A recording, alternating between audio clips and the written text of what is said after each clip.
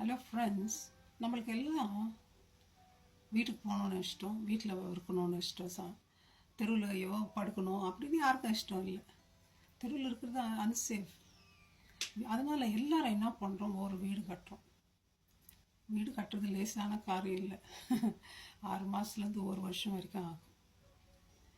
ஆனால் இயேசு கிறிஸ்து சொல்கிறாருங்க வேதத்தில், நான் உங்களுக்கு படிக்கட்டும் அந்த வசனத்தை. அவர் வீடு பார்க்குறாரு. நான் தங்கணும்பா இடத்துல கேட்குறாரு. நீங்கள் எந்த மாதிரி வீடு அவர் கட்டுவீங்க? சில பேர் சொல்கிறோம், கோயிலுக்கு தான் அதில் தங்கிக்கலாம் ஆண்டவர். அவர் வந்தார் இந்த உலகத்தில், மாட்டுத்தோளத்தில் பிறந்தார், இடம் இல்லை. அவர் வாலிபமாய் மினிஸ்ட்ரி பண்ணார்.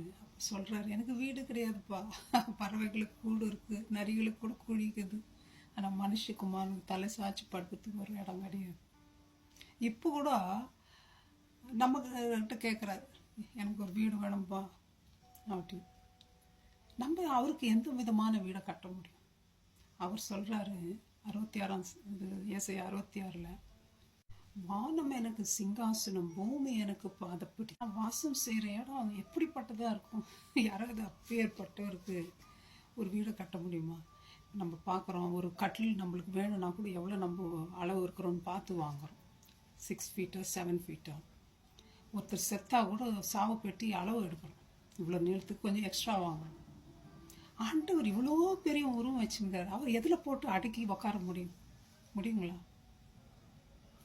கேமராவில் தான் ஃபோட்டோ எடுக்க முடியுமா? இன்றைக்கி நிறைய இயேசுநாதர் படங்களை நம்ம பார்க்குறோம். அதெல்லாம் கிடையாது, இயேசுநாதர் படம் கிடையாது, அதெல்லாம் உருவம் கிடையாது, அது இயேசுநாதர் கிடையாது. அது ஒரு மனுஷனுடைய படம். இயேசுவுக்கு யாரையும் ஃபோட்டோவும் எடுத்ததில்லை, பிக்சர் எடுத்ததும் கிடையாது. அவர் ஃபோட்டோ கேமராவில் அந்த மெகா பிக்சல் கூட அடக்க முடியாது, அவ்வளோ பெரியவர் அவர். அதனால் ஆண்டவர் என்ன சொல்கிறாருங்க, வானங்களெல்லாம் படைச்ச நான், அந்தரத்தில் சூரியன் சந்திரன் நட்சத்திரம்லாம் தொங்கிட்டு இருக்கு, மேகங்கள்லாம் அப்படியே சும்மாவே தொங்கி நடந்து போயினுக்குது. ஏரோப்ளேனில் பார்த்தா பார்க்கலாம் நம்ம இந்த மேகங்களெல்லாம் அப்படியே போகிறத. ஒரே ஒரு வார்த்தையில் உருவாக்குறாரு. நம்மளுக்காவது 6 மாதம் 12 மாதம் ஆகுது வீட்டை கட்டி முடிக்க.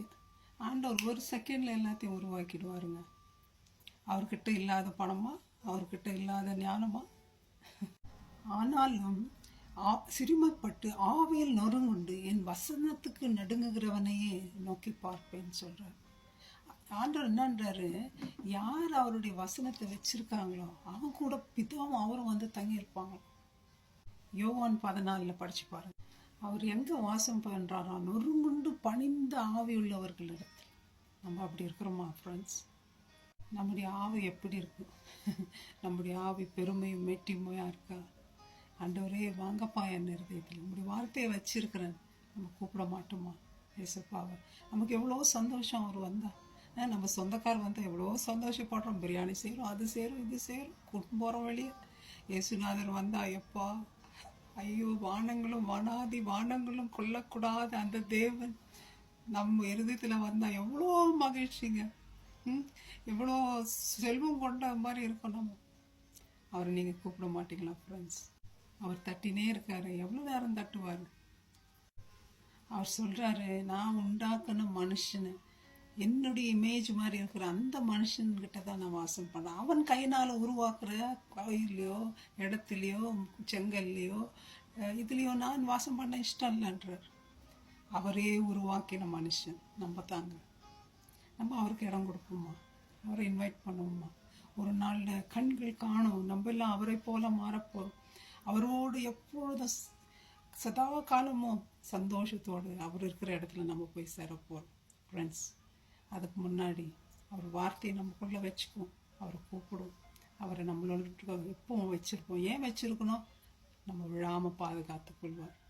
ஆதாம் பாவத்தில் விழுந்தா அப்படி, ஆனால் ஆண்டவரை நம்ம வச்சிருக்கும் போது விழாதபடி நம்மை பலப்படுத்தி நம்முடைய பலவீனத்திலே நம்மளை தாங்கி பாவம் செய்யும் பொழுது மகனே வழி இதுவே என்று சொல்லி நம்மளுக்கு அந்த நேர்மையான பாதையில் பரலோகத்துக்கு எடுத்து செல்கிற தேவன் அவர் ஒருவரே. அவர் வார்த்தையை நாம் வைப்போம், அவரோடு இருப்போம். May God bless you, my friends. Thank you. Bye-bye.